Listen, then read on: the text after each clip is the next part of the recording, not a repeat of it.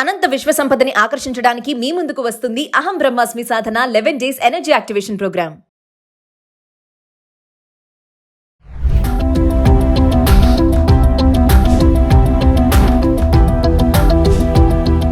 నమస్తే, welcome back to Suman T. ప్రస్తుతం మనతో పాటు ఉన్నారు అనలిస్ట్ మందరి కృష్ణారెడ్డి గారు.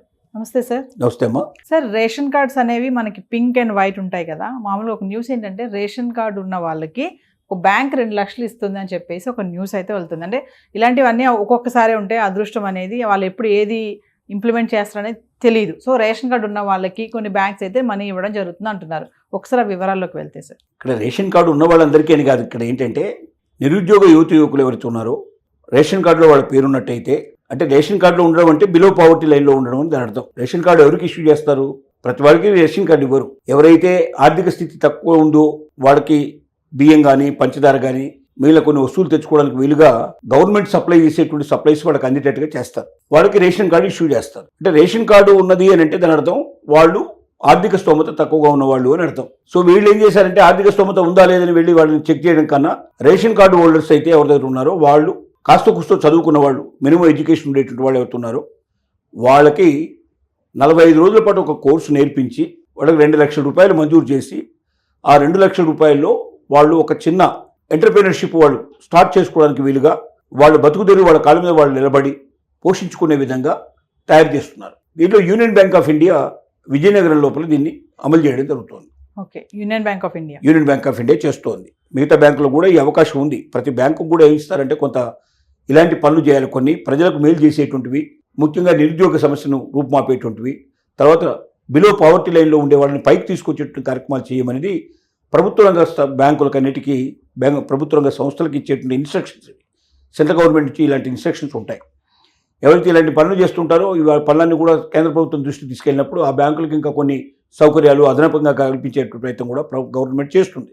అంటే ఇవన్నీ మ్యాండేటరీ. ఖచ్చితంగా ప్రతి బ్యాంకు కూడా ఇలాంటివి అమలు చేయాల్సి ఉంది. ఒక్కొక్క బ్యాంకు ఒక్కొక్క రకమైనటువంటి విధానాలు తీసుకుంటుంది. కొందరు రైతులకు మేలు చేసే ప్రయత్నం చేస్తారు, కొందరు మహిళలకు మేలు చేసే ప్రయత్నం చేస్తారు, వీళ్ళు నిరుద్యోగులకు మేలు చేసేటువంటి ప్రయత్నం వీళ్ళు చేశారు. ఈ ప్రయత్నంలో భాగంగా ఆ రేషన్ కార్డు ఉండేటువంటి యువకుల్ని తీసుకొచ్చి డిటిపి డెస్క్టాప్ పబ్లిషింగ్ అనేది మనకి ఏదైతే ఉందో, అంటే దాంట్లోపల అన్నీ వస్తాయి. అంటే ఒక కంప్యూటర్ని ఏ రకంగా ఉపయోగించుకోవచ్చు, దాని ద్వారా మనం ఏ రకంగా టైపింగ్ ఎలా చేయొచ్చు, దాంట్లోపల విండోస్ కానీ మిగతా వాటిని కానీ ఆపరేట్ చేసే విధానం ఏమిటి, ఒక ఫైల్ ఎలా తయారు చేయాలి, ఒక ఫైల్ ఎలా పంపించాలి, ఇలాగ రకరకాలుగా ఒక కంప్యూటర్ విధానాలన్నీ కూడా దాంట్లో నేర్పిస్తారు. దాంతోపాటుగా తెలుగు టైపు, ఇంగ్లీష్ టైపు, ఇంకా కొన్ని చోట్ల హిందీ, ఉర్దూ కూడా ఉన్నాయి. అవకాశం ఉంటే వాటిని నేర్చుకోవచ్చు. ఇటు మనకు నార్త్ స్టేట్లో అయితే హిందీ కంపల్సరీగా ఉంటుంది. వాళ్ళ దాంట్లో లోకల్ లాంగ్వేజెస్ కూడా ప్రాముఖ్యత ఇస్తారు. ఇలాగా ఈ భాషలన్నింటిలో కూడా టైప్ చేయడం నేర్చుకున్నట్టయితే దాంతోపాటుగా వాళ్ళు చిన్న చిన్న ఆర్ట్ ఎట్లా చేయాలి, దాంట్లో ఒక కార్డు తయారు, పెళ్లి కార్డు ఎలా తయారు చేయాలి, ఒక ఐడి కార్డు ఎట్లా తయారు చేయాలి, మనకి ఇలాంటి రకరకాలుగా నేర్పిస్తారు. అంటే ప్రింటింగ్కి కావాల్సినటువంటిది ముందే ఇక్కడ తయారు చేసుకుని ప్రింటింగ్ తీసుకెళ్ళిపోతే ప్రింట్ ఈజీగా ప్రింట్ చేయడానికి అవకాశం ఉంటుంది. ఇప్పుడు ప్రింటింగ్ చేయాలంటే కూడా ముందుగా ఇదంతా చేయాలి. చేసి దానికి ఒక ఆకారం తయారు చేశాక ఈ ఆకారం తీసుకెళ్ళి ప్రింటింగ్ దాంట్లో పెట్టేస్తే అది ప్రింట్ అయ్యి మొత్తం ఎన్ని కాపీలుగా ఉంటే అన్ని కాపీలు బయటకు వస్తాయి. ఇప్పుడు బాగా మార్కెట్లో వీటికి చాలా డిమాండ్ ఉంది. ఎందుకంటే ఇవాళ ఏ విషయం అయినా సరే, ఒక లెటర్ రాయాలన్నా, లేదా ఒక కార్డు కొట్టించాలన్నా, లేక ఏదైనా ఒక బుక్ పబ్లిష్ చేయాలన్నా, ప్రతి దానికి ఈ టైప్ కానీ, తెలుగు టైపు, ఇంగ్లీష్ టైప్ కానీ టైప్ లోపల టైప్ చేయడం, కంప్యూటర్ లోపల దాన్ని టైప్ చేయడం అనేది చాలా అవసరమైన పరిస్థితి ఏర్పడింది. ఈ పాత టైప్ మిషన్లు ఇప్పుడు పెద్దగా ఎవరు ఉపయోగించట్లేదు. అంతా కంప్యూటర్లోనే టైప్ చేయడం నేర్చుకుంటున్నారు. రెండోది మెయిల్స్ పంపించాలన్నా కూడా, వాట్సాప్లు కూడా బల్క్గా పంపించాలన్నా కూడా, వీటన్నిటికీ కూడా మనకు బాగా ఉపయోగపడుతుంది. ఈ కంప్యూటర్ ద్వారా చేయడానికి అవకాశం ఉంది. దానికి వచ్చిన జిరాక్స్ మిషన్ కూడా పెట్టుకుంటే ఇంకా జిరాక్స్ కూడా చేసి ఇవ్వచ్చు.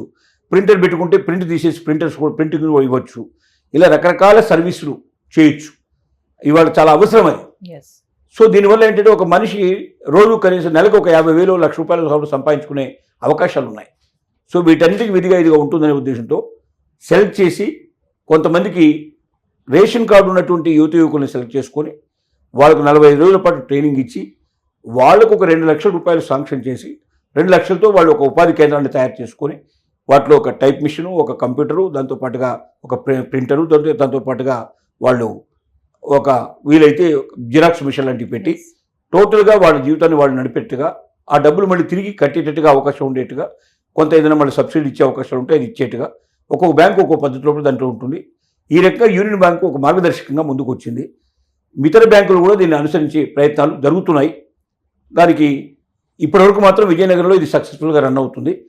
భవిష్యత్తులో ఇది టోటల్గా 2 రాష్ట్రాలకి, తెలుగు రాష్ట్రాలకు విస్తరిస్తుందని మనం నమ్ముదాం. అంటే సార్ బ్యాంకులు ఇలా రేషన్ కార్డులు ఉన్న వాళ్ళకి ఇలాంటి ఆపర్చునిటీస్ అనేవి ఇలా ఇవ్వడం జరుగుతూ ఉంటాయి అసలు గతంలో జరిగాయి ఎప్పుడైనా? అంటే రకరకాలుగా అదే చెప్తున్నాను. కొంతమంది మహిళల్ని పైకి తీసుకురావడానికి డ్వాక్రా మహిళల్ని అట్లా సెలెక్ట్ Yes. చేసుకుని వాళ్ళు కొంత మేలు చేసే ప్రయత్నాలు చేస్తారు. అంటే రకరకాల ఎంటర్ప్రీనర్షిప్లు చేస్తారు. కుట్టు మిషన్లు నేర్పించడం లాంటివి ఇట్లా రకరకాల ఒక్కో దగ్గర టేక్అవుట్ చేస్తారు. ఎస్. దాంట్లో భాగంగా వీళ్ళు ఏం చేశారంటే నిరుద్యోగులు సెలెక్ట్ చేసుకున్నారు. వాళ్ళు ముఖ్యంగా పావర్టీ లైన్లో, బిలో పావర్టీ లైన్లో ఉండే వాళ్ళని సెలెక్ట్ చేసుకొని వాళ్ళకు 2 లక్షల రూపాయలు ఇవ్వడం ద్వారా, అంటే వాళ్ళకి లోన్ లాగా ఇచ్చి ఆ 2 లక్షల రూపాయలు వాళ్ళకి మళ్ళీ తిరిగి దాంట్లో కొంత సబ్సిడీ ఇచ్చినప్పుడు కొంత కట్టేట్టు ఏర్పాటు ఉండి వాళ్ళ కాళ్ళ మీద వాళ్ళు నిలబట్టేట్టుగా వీళ్ళు ఏర్పాటు చేశారు. ఎస్. Thank you sir.